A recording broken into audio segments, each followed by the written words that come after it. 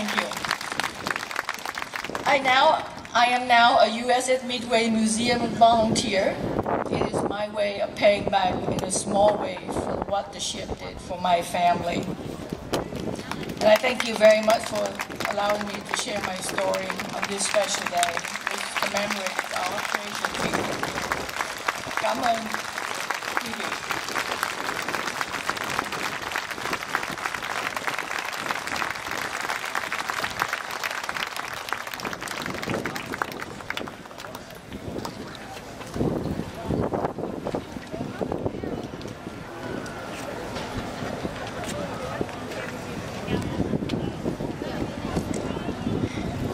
Và bây giờ chúng tôi xin trân trọng giới thiệu đến quý vị một người phụ nữ mà chúng tôi cho rằng rất thành công, đã thành đạt rất nhiều.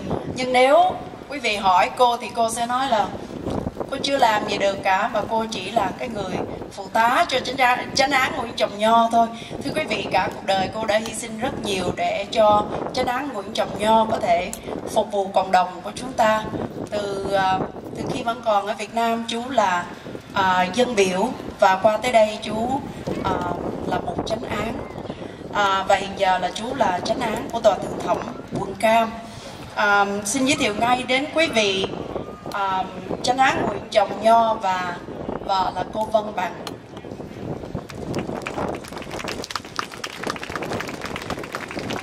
Ladies and gentlemen,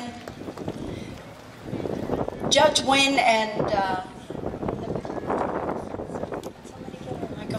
Judge Wynn and Mrs. Vân Bằng. She's an amazing woman. She's accomplished so much. But if you ask her, she's a very humble woman, and she'll tell you she hasn't accomplished much at all. I wish I could accomplish half of some of the things that she said she hasn't accomplished. So, and Judge Wynn, she's I'm going to share just a little bit. He's a former officer of the former Republic of Vietnam and Associate Justice on the Special Supreme Court of the former Republic of Vietnam. He's also the very first Vietnamese Superior Court judge in Southern California. He's also a law professor. And ladies and gentlemen, when they first came to the U.S., they, before they even have their own car, they started thinking about how they could sponsor thousands of people from the refugee camps into the U.S. But I'm going to let them share their story. Ladies and gentlemen, it's my great honor to introduce to you Judge Wynn and Mrs. Vân Bằng. Xin cảm ơn Roxanne. Thank you, Roxanne, very much. Xin kính chào quý vị. Ladies and gentlemen, good morning. It is my great honor to be here today on this very special event. I would like to express my gratitude to the great nation of the United States of America that has embraced more than 1 million Vietnamese refugees to this country. 40 years now, I've been grateful to you all, and I would like to thank the members of the USS MIDWAY and other warships of the 7th Fleet of the United States, as well as many others who have helped us here in this country. Kính thưa quý vị, tôi rất là cảm động. I have tears in my eyes listening to the stories from Admiral Chambers and Commander Jumper, as well as the story shared by Ms. Đoan Trang Ding. It's very touching, and so let me introduce my husband and let him have few words with you. Xin để nhà tôi được nói chuyện một vài lời với quý vị. Xin cảm ơn quý vị.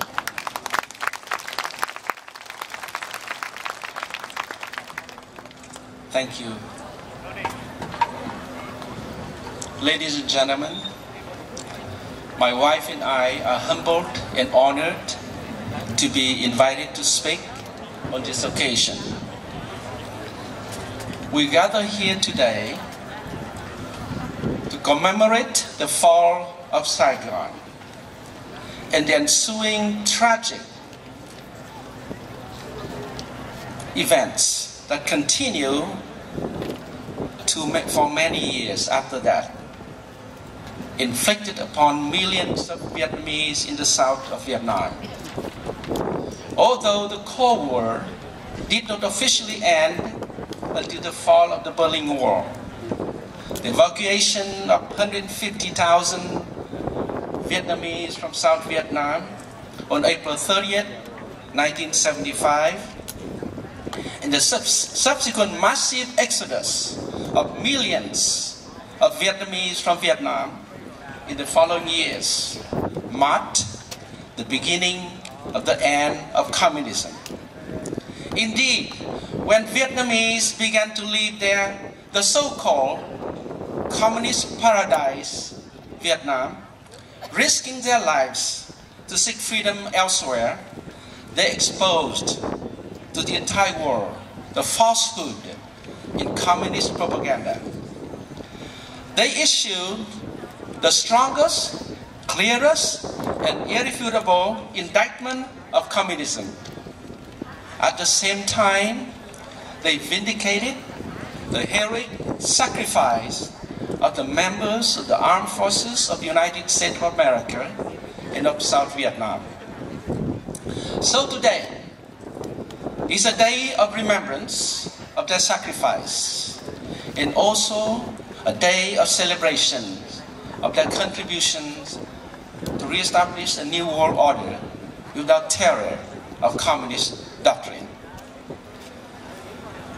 As one of hundreds of thousands of Vietnamese rescued from the embassy of the United States in Saigon in the Frequent Wind operation in 1975 and brought to Subic Bay on the USS Sergeant Miller transport ship. I believe I can speak on behalf of all Vietnamese Americans who were evacuated in that operation. And Admiral Chambers, Commander Jumper, thank you so much.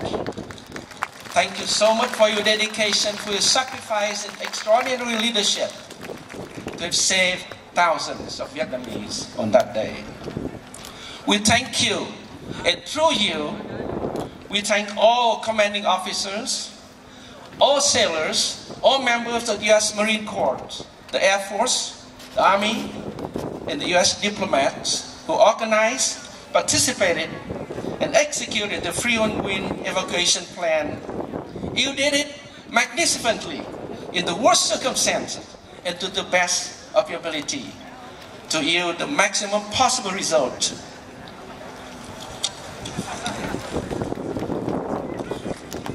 We are deeply grateful to you, and we would like you to know that the ones whom we evacuated from Vietnam and the ones you rescued at seas in subsequent years did not let you down.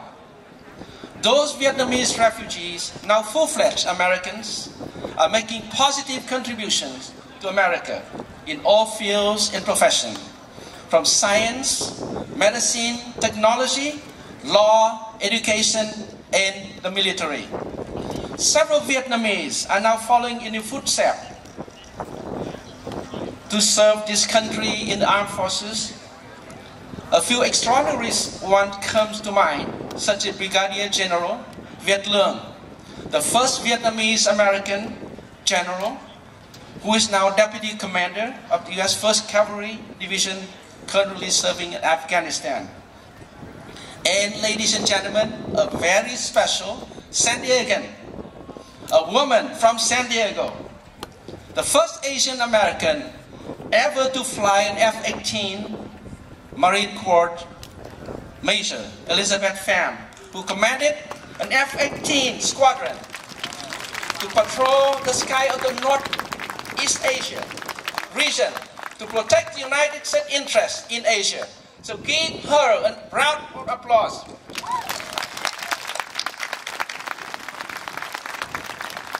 Ladies and gentlemen, let us continue to serve America with all our heart, our mind.